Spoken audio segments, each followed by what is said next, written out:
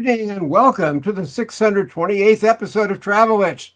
I'm Dan Schlossberg and we are in the 15th season of Travel Itch Radio, the show that lets you enjoy the pleasures of travel from the comfort of your armchair. Every week at this time, we talk to people representing destinations, hotels, airlines, railroads, car rental companies, and others in the world of travel and hospitality, from authors and bloggers to broadcasters and publicists.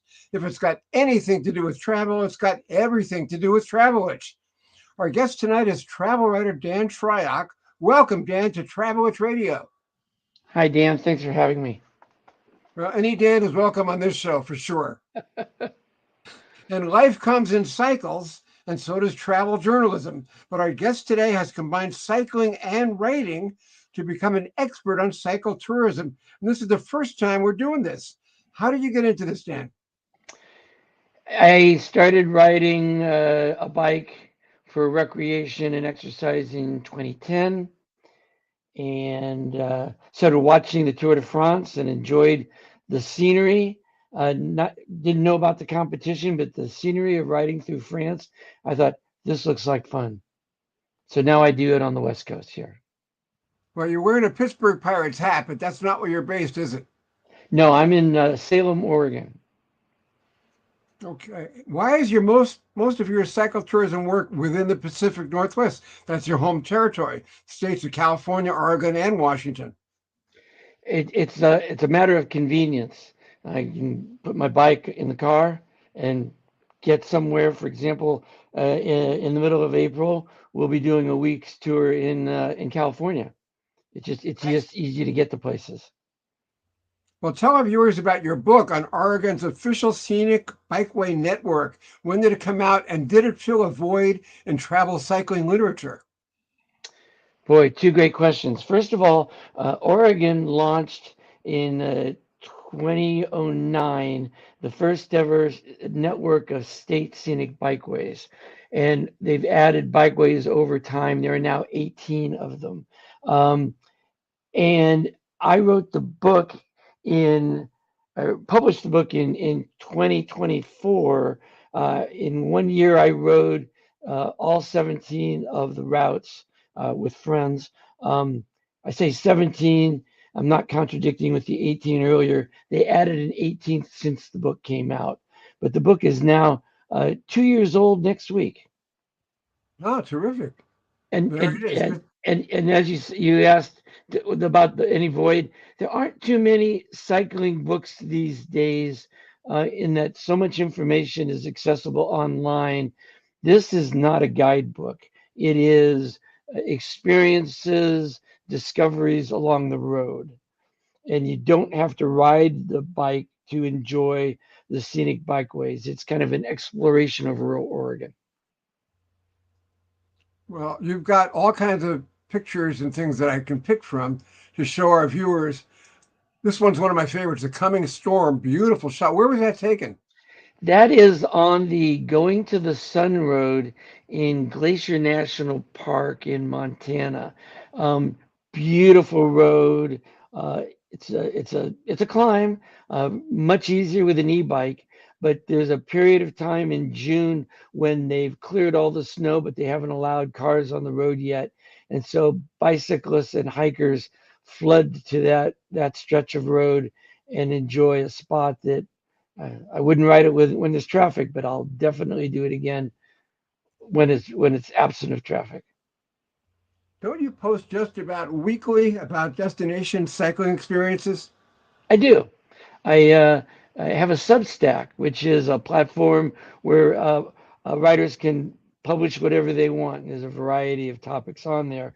Uh, I would say 3.5 out of 4 weeks, I publish an article on Substack about something related to destination cycling on the West Coast. Well, there's Whidbey Island. That's in the Pacific Yes, Northwest. That's Whidbey Island, just west of Seattle. Beautiful island. Whidbey and the San Juan Islands are wonderful cycling. I love it there. I like this picture. Where was this one? This is Crater Lake, isn't it? That's Crater Lake National Park. That's 2019. That's the first time our group ever did uh, an organized tour. It was kind of the springboard experience that led to the scenic bikeway rides and everything we're doing today. We kind of invented the process there. Well, Dan, you obviously prefer the Pacific Northwest, but where else have you gone with your bicycle? And do you prefer your own, or you just rent one when you find a bicycle-friendly destination? I prefer almost any bike, not necessarily my own. I'll take mine with me up and down the West Coast. It's a wonderful old, about a 20-year-old steel frame bike, and I just love it. Anybody who knows bikes, it's a Torelli frame. But if I'm, say, here in Lucca, Italy, my favorite bike shop, Chrono Bikes in Lucca, they rent Pinarellos, which are Cadillacs of bicycles. That's my friend Bob, and he's riding a Pinarello. I'm not going to ship a bike to Italy. I'll rent a bike there. No, I didn't think so. I've, We're I've had talking, the I've had yeah, the opportunity to ride in Italy several times, the UK, New Zealand, and then British Columbia, which is just an extension of the West Coast in my mind. we're talking bicycle travel with Dan Shryock. And Dan, what level of proficiency do you need to enjoy bicycle travel? Aren't you limited if you depend upon a bicycle rather than a car or any mechanized means of getting around?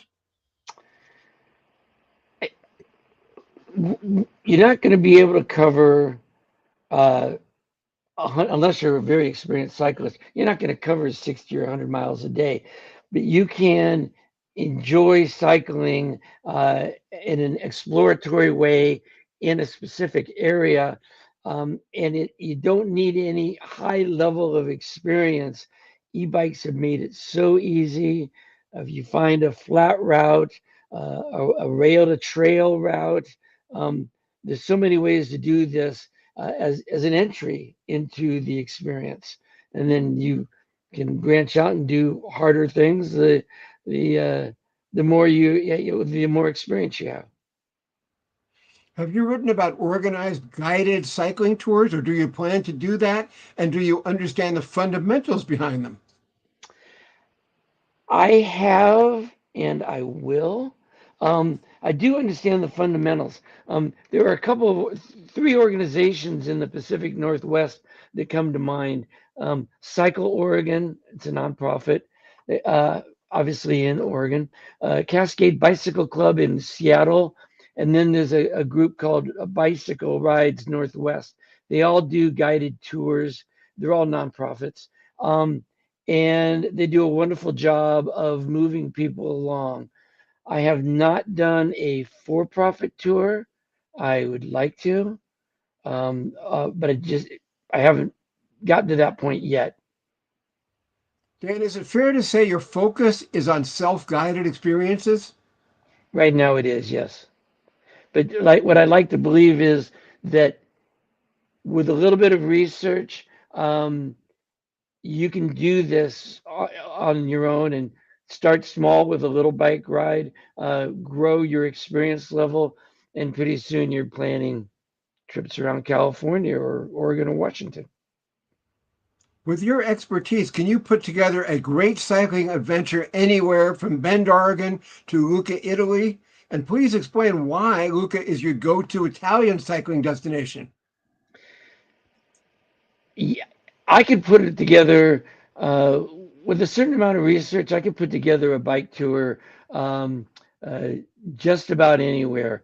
I would tap into local bike shops. The people on the ground in the location are really the experts, so I pick a lot of brains that way. There's a wonderful website called ridewithgps.com. They've got maps from all over the world with elevation gains so you can see how hard it's going to be. That's a wonderful resource. So you just kind of, where do you want to go and how hard do you want to ride, and what do you want to do. uh, a lot of times you can find local bike clubs will have routes that they suggest in an area, so you can Google Bike Club Santa Barbara, for example, find the local bike clubs, see what they're talking about. Where are their riders going? So you can put together an experience pretty easily. And these are also, perhaps a little more advanced. If you're just starting out, find rails to trails. These are former railroad beds that have been converted into vehicle-free paved routes. They're not going to be steep because trains couldn't go up steep hills, so these don't go up steep hills. Google Rails to Trail Conservancy, and that's the national nonprofit for this. They've got a ton of information about paved routes all over the country. To your Luca question, um, I'm Italian. I'm not, my family's not from Lucca. They're from Bologna. Um, but I am Italian and I fell in love with Lucca. It is one of the best cycling destinations in Italy without going into the mountains. Um, Good friend owns the bike shop. Lucca also has a 2.5 mile wall around the old medieval city. The wall is so big that there's actually what Americans would call a linear park around the top of the wall. Joggers, bikers, families out for walks with strollers. It's a linear park, and it's just gorgeous. Medieval Lucca is such a small, narrow collection of streets and alleys that cars don't go. Everybody navigates by bikes. It's a very bike-centric culture. Dan, with interest rising in participation sports and active vacations, do you agree that one-day bicycle trips have become a popular travel activity? And can't they be spin-offs that vacationers could do whenever the weather is agreeable and the mood strikes? To the second part of that, yes. You can find a bike shop, you can find a rental, you can find a route, and you can go. The only thing that's stopping you is you. Um, will it become ingrained in the culture?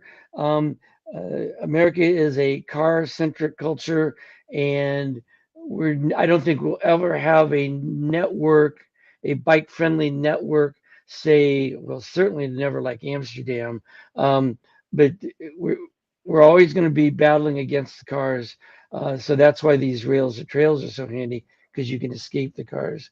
Um, I don't know that it's going to be ingrained, but come on, folks, let's go for a ride. Let's add to our population. Well, I mentioned weather. Have you ever been caught on your bike far from home in sudden storm? Yes, rarely, even in the Pacific Northwest, I tend to avoid the rain, and I can pretty much, the forecast and all, say, "Oh, I'm not riding today." But I was in Lucca last spring, and so I had my cycling day scheduled. That wasn't negotiable. That was my only day to do it. And we got soaked. We got soaked. But riding in Italy in the rain is better than not riding in Italy at all. As long as there's no lightning. Well, there was no lightning. Oh, that I was helps. safe. I was safe there. I Okay. would avoid riding any day that there's heavy rain predicted. Because throughout the Pacific Northwest, we've got all kinds of mountains with sudden storms that come up. Yes. And you don't want to be doing those in the rainy season anyway. True. So save those for the summer when we have minimal humidity and no rain from like June to October. Okay. I want to tell our viewers you're listening to Travelers Radio with Dan Schlossberg. Find the archive show on YouTube, LinkedIn, WhatsApp, X, and Facebook. And we're talking bicycle travel with Dan Schreier. Dan, is it true that some people travel to ride while others include one-day bike excursions as part of their overall experience? Both statements are true. Um, there are people, I can name a few people right off the top of my head, that their entire travel experience is about riding. Um, Everything's based around where they're riding and how many days they're going to ride. Um, as I mentioned last year, going to Italy, The rest of my travel group are not cyclists. So I had to carve out my one day in a 2 week European experience to get in my one ride.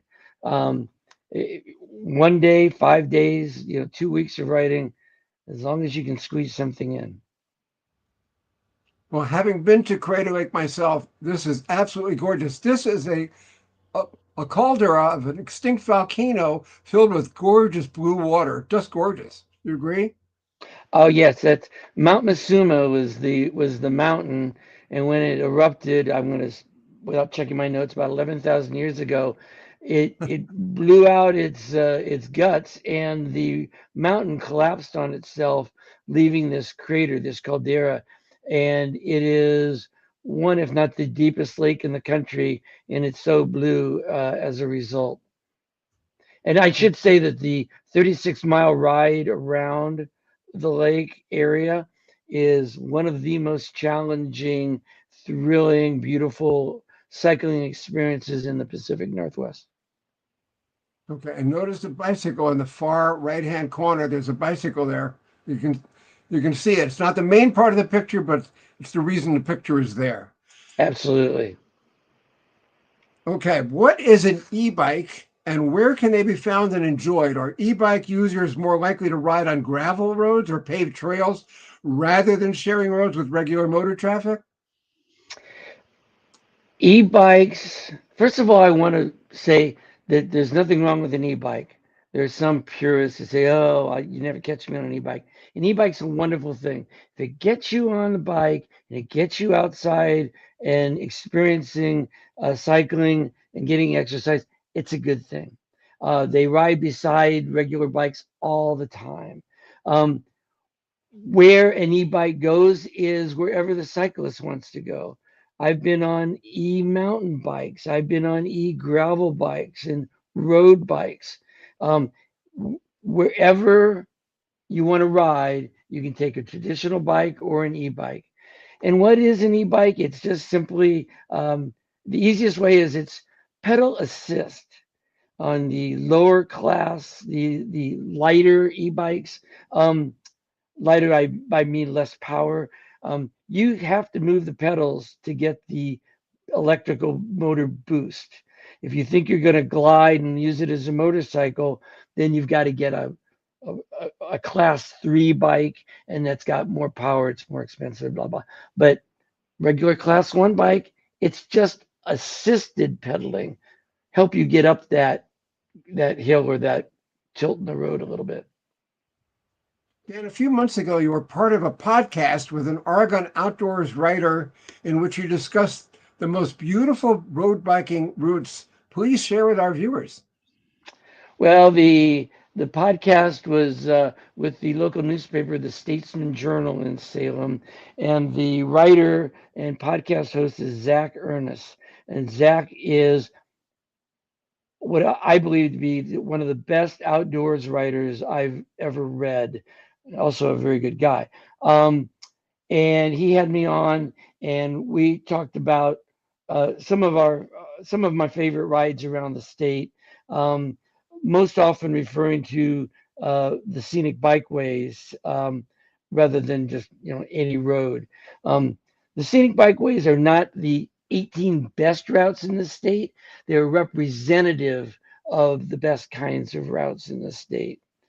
So we talked about uh, foothill rides, mountain rides, uh, softer family routes, all sorts of different choices. We were going to start with 5, and we kept adding more and more. Is cycle tourism more prevalent overseas than in the US? Europeans seem to favor bicycles even to get to work. My experience is yes. Um, as I was saying earlier, bicycles are part of the European culture, and they're not part of the U.S. culture. We're a car culture. Um, so you're going to find more bicycle travel, tourism opportunities there. You're just going to find more people on the road with bikes. Uh, I love to watch the major cycling events on TV. everyone's heard of the Tour de France, but there's the Giro d'Italia, the Vuelta España in Spain, and you see hundreds and thousands of bike riders riding their bikes out to a spot on the course just to watch the professionals whiz by. But they're all out for their own cycling experience that day. I don't see that happening in the United States. And where are your favorite bicycle trails? I think I would favor spectacular scenery such as national parks. Your thoughts? Yes, we talked earlier about the going to the Sun Road in Glacier National Park. One of my favorites is a mountain pass in Central Oregon that goes up and over the Cascades and down into Sisters, Oregon, a cute little high desert town. Yeah, but it doesn't have to be a mountain climb. There along well, that photo right there is down on the southern Oregon coast. And that's a wonderful ride because it goes back into the forest and it's really quiet. And then you ride out to the ocean, just a variety of scenic opportunities. It is a little windy out there by the lighthouse. That coat is standing out straight because it's about a 25-mile-an-hour wind. But that's the wonderful thing about cycling is that it's just not one experience. It's a variety of experiences, and you can choose what you want to do. We are talking bicycle travel with Dan Shryock. Dan, since bicycle activity is totally outdoors, and since the vagaries of weather can be an issue, as mentioned before, have you ever had serious issues with the elements? Sudden summer thunderstorms in the mountains or national parks? I've been stuck in those. My riding experiences in national parks are limited. A good example, we were riding in British Columbia and we were going up into a regional park, and a sudden storm came in and basically drenched us out. And we were about 10 miles up this road. And a wonderful Canadian, as Canadians can be, she pulled over and she said, "You guys need to ride down out of this rain." And she happened to have a bike rack, and she racked us up and drove us back down to the town at the bottom of the mountain. So it does happen. As I said earlier, I try to avoid those situations. So I haven't been rained out very often, but it can happen.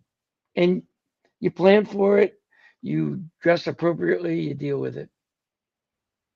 Do you draft a travel schedule ahead of time, Dan? And do you need an advance assignment letter from one of your editors? Or do you just go write and place stories later? Both. I plan excessively. I said earlier that we're going to California next month. I started planning that in November. Some of those stops will be for magazines, and I have assignments in advance. Some of them are just for my Substack, uh, and, uh, and as we say in journalism, getting notes into the notebook, and we'll figure out what I do with it later. Me too. Do you consider yourself a blogger, writer, author, or some combination of all three? As a traditional newspaper journalist for 40 years, I have never called myself a blogger. Um, now I can call myself an author, which is a new thought for me. I would say that I'm an author and writer now.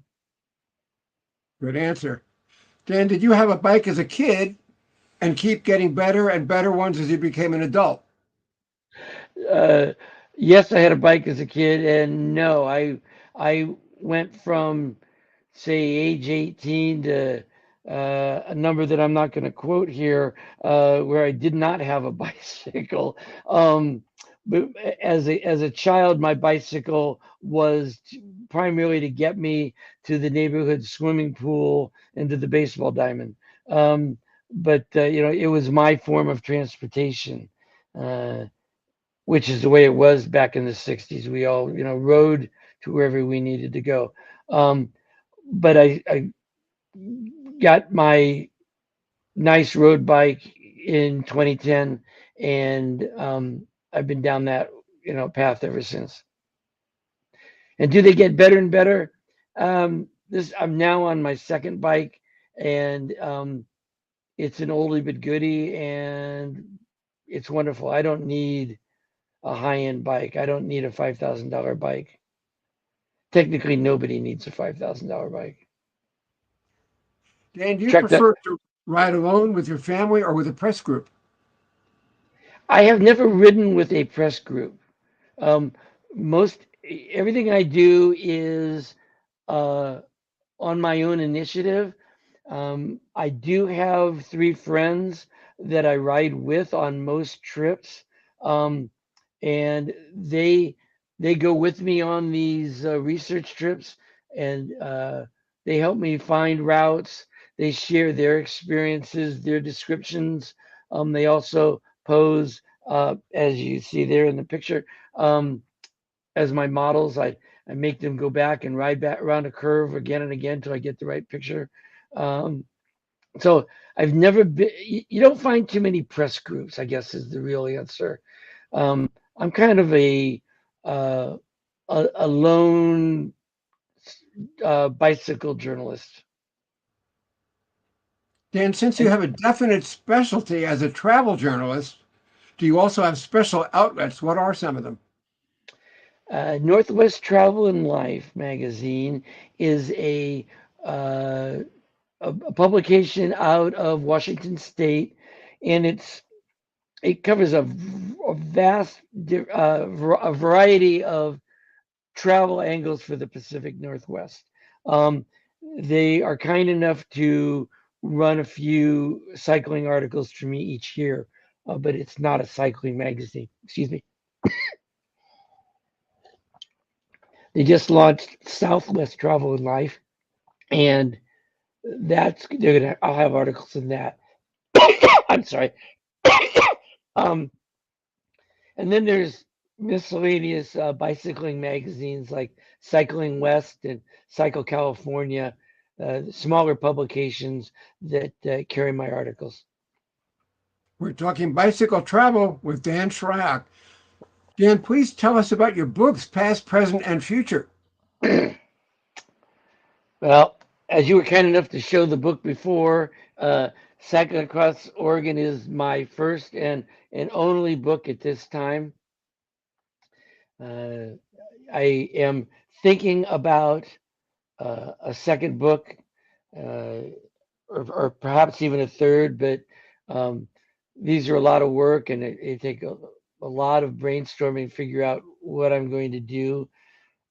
Substack is my outlet instead of a book for now, but I may be harvesting Substack content to rewrite, repackage, and expand into a book down the road. But there's nothing official right now. Have you won any awards for your work? Not in cyclotourism. Um, Back in the newspaper days, I picked up a few things, but uh, not as a travel writer. And when do you have time to write? Do you work on the road or just take notes and actually write when you get back? I write when I get back. Um, uh, a 1 week trip is basically wake up, eat, ride, come back, clean up, recover, get dinner, sleep. Um, so I've got all my photos, my videos, and my notes. I'll open up my laptop and write down a few things. Um, uh, a lot of my additional research is done after I get home. Talking to bike shop folks and bike clubs and picking up a little bit more information. The most important thing is to get the cycling experience on the road. I can't talk about something that I haven't seen. Ben, is there anything I haven't asked you that you would like to add? No, this has been pretty good. Um, I'm excited to be writing about Santa Barbara and the East San Francisco Bay and Chico, Redding, California. That's my upcoming trip. Um, I've also got a trip planned for Walla Walla, Washington, wine country this summer, which will be great. Um, so it's fun to look at these new destinations and get out there and ride. Where can Travelwitch viewers find your work, Dan?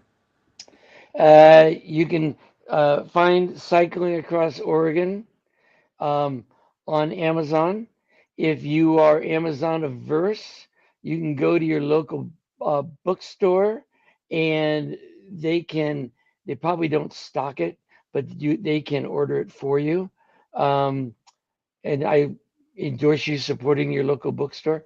Uh, and then Substack is available. You can just Google Why We Ride on Substack, and it'll come up. It's free. Um, some people pay for subscriptions just to simply support me. But it is you whether you paid or you're just a free subscriber, you get the same content, and it comes into your email box inbox most every Friday. Our guest this evening on Travelwitch has been travel writer Dan Shryock. Thank you, Dan, for joining us on Travelwitch. Thank you, Dan. Thanks for having me. It's been great. And listeners, now that baseball is back, Dan and I are excited. Opening day is a week away. Share the excitement with a copy of my biggest and best book, The New Baseball Bible, 480 pages for a little more than a sawbuck. Such a deal. It's an oversized, illustrated, unorthodox history of baseball's America's national pastime, both a coffee table book and a bathroom book. Read it backwards and still enjoy it. That's The New Baseball Bible with Shohei Ohtani on the cover. Get it from Amazon.com tonight. And that's it for this edition of Travelwitch. We're back next week with Kathy Condon, who will talk about the myths of Palm Springs. Now, this is Dan Schlossberg saying thank you for your time this time. Until next time, good night.